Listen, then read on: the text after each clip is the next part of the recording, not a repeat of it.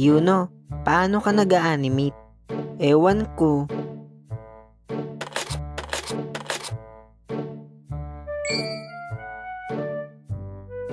Paano nga ba ako nag-animate? Paano nga ba?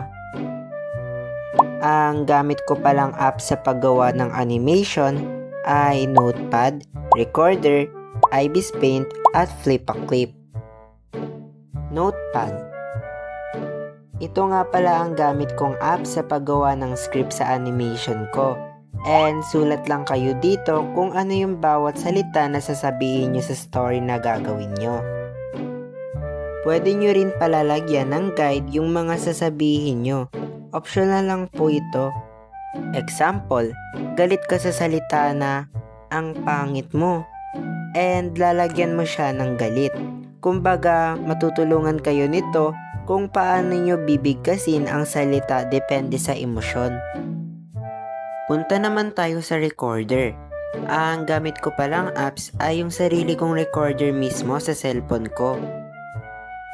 Pag nagvo-voice pala ako, ay pinapatay ko yung mga maiingay. Ang ginagawa ko kasi pag nagre-record ako, ay sinisirado ko yung bintana. Tapos nagtatakip ako ng kumot para clean or maganda yung result ng pag-voice ko. Ibis Paint. Dito pala ako gumagawa ng drawing or kung saan kayo sanay, goods lang yun. Kapag gumagawa pala ako ng long video, 1:87:20 ang gamit kong size ng paper. Kapag short video naman, ay 7:21:80 or 7:27:20. Sa next video ko na lang pala ituturo sa inyo kung paano ako nagdo-drawing. Pero pwede po kayong manood sa tutorial ni Ate Abby. Mas clean and mauunawaan nyo po kasi dun lang po talaga ako natuto sa kanya.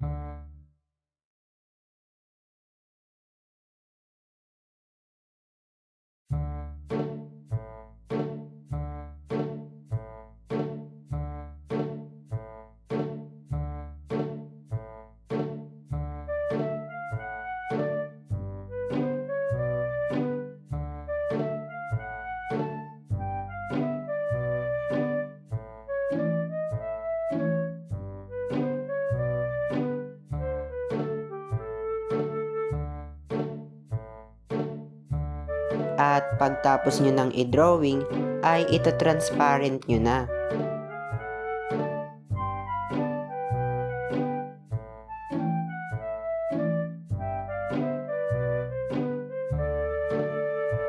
Dito nga pala ako gumagawa ng animation.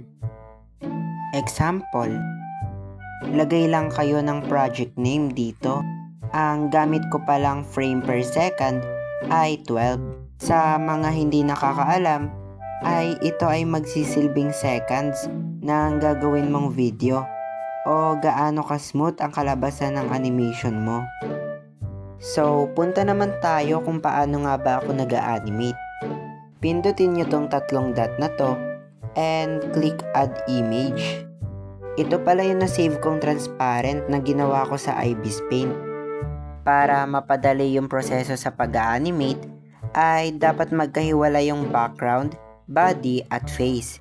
Ang layer 1 ay background.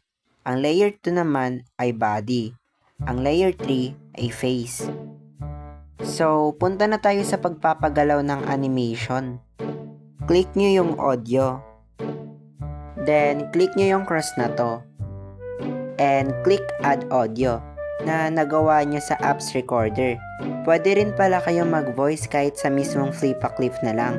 Pero nasanay kasi talaga ako sa recorder mag-voice. At pag na-add nyo na, ay dito nyo nasisimulan ng pag-a-animate. Susundan nyo rin pala kung paano binibigkas ang salita. At idedepende nyo ito sa pagbigkas din ng bunganga sa gagawin yung animation. Well, iba kasi ang ginagawa ko. Hindi ko alam kung anong tawag dito. Basta dito ko siya ginagamit pag ina-adjust. And tuloy-tuloy na yan. Copy mo lang ng i-copy, pero idedepende nyo pa rin talaga yan sa sitwasyon. Pakinggan nyo rin kung kailan mag-stop yung salita. Minsan kasi may slow yung pagbigkas.